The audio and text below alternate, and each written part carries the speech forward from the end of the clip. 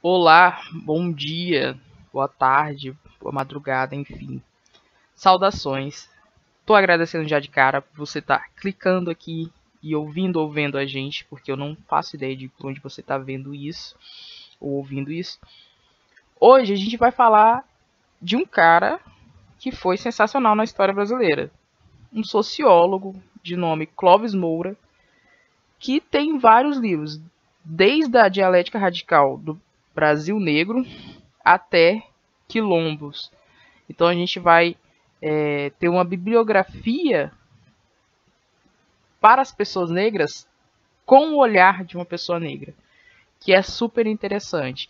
Inclusive, ele e Maria Beatriz do Nascimento vão reconsiderar o lugar quilombo, porque enquanto muitas pessoas questionavam o quilombo como lugar de fuga, de escapatória, eles vão colocar esse lugar como lugar de se repensar as estratégias para se manter vivo. Então a gente vai falar dele mesmo, Clóvis Moura. Ele tem um texto que vocês provavelmente vão ter acesso pelo folheto. No folheto tem um link e o folheto vai estar no Insta do Cálice para quem quiser ir lá e falar, vou olhar esse folheto. E nesse folheto tem o link para o texto completo, integral. A gente faz os recortes para o folheto não ficar tão pesado, mas vocês vão encontrar ele ali. Então, é um texto bem introdutório, né? A gente está retornando aí falando desse folheto. E, assim, eu acredito que quem for se tornar uma pessoa que pesquisa a racialidade no Brasil vai passar por Clóvis Moura. E esse texto é um texto muito marcante, não só para quem for se aprofundar, mas para quem for conhecer, que é o racismo como arma ideológica de dominação, que é um texto essencial para se pensar as questões que são, para além de tudo, questões que envolvem a forma como a gente enxerga dentro da sociedade brasileira. E não é só uma questão de uma raça ser superior à outra, porque essa questão é falsa.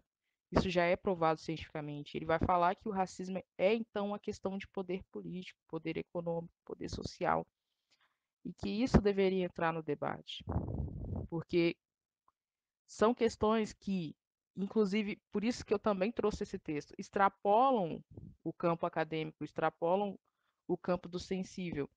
E aí, quem estava na reunião junto com a Brenda vai entender o que eu estou falando agora.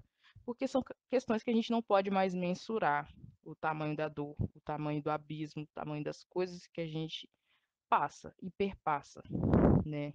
Então, essa é uma questão que está nesses lugares.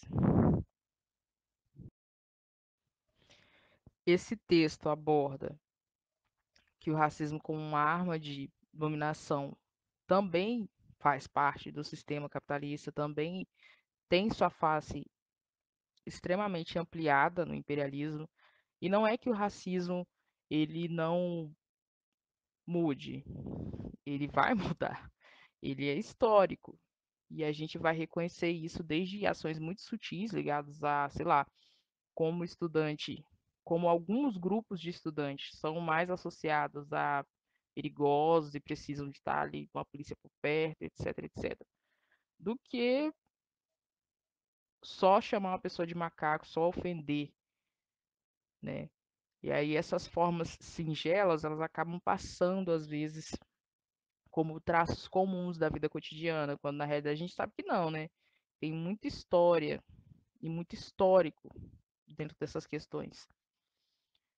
Por isso, quando a gente está discutindo esse texto, a gente está lembrando a todo momento que é uma ferramenta também de manipulação, que é uma ferramenta também de produção de cultura, que é uma ferramenta também de manutenção de privilégios.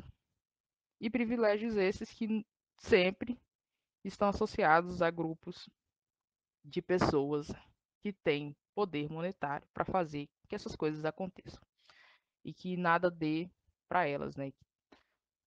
Parece que a normatização da violência ela está tão associada à normalidade quando é relacionada às pessoas negras que o país não consegue nem chorar suas dores. A gente vivenciou essa semana ou na semana passada, não sei em qual momento você está vendo isso, eu acho que a gente está falando ainda do, do mês de maio.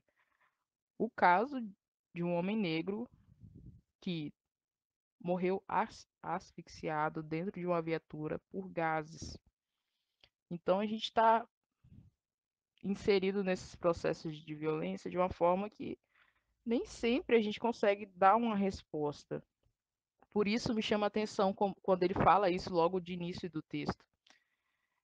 Os processos que ele descreve mais abaixo, eu não vou entrar em detalhes, porque é muito mais interessante que vocês estudem. Peguem o texto, olhem o texto, conheçam a obra dele. É um cara que escreveu muito. E trago essa mensagem não para marcar somente o que aconteceu, né, mas também para dizer que a gente precisa estudar essas pessoas na universidade, que a gente precisa ter o mínimo de conhecimento sobre esses autores, que são autores importantes, mas que são também autores que, de certa forma, são silenciados, eles não aparecem muito nas nossas vidas. Então, se a gente está tendo a oportunidade de mostrar algo enquanto cálice, enquanto gestão, que a gente possa mostrar essas pessoas. E vou deixar o link para esse texto no folheto. É isso, galera. Esse foi o nosso podcast.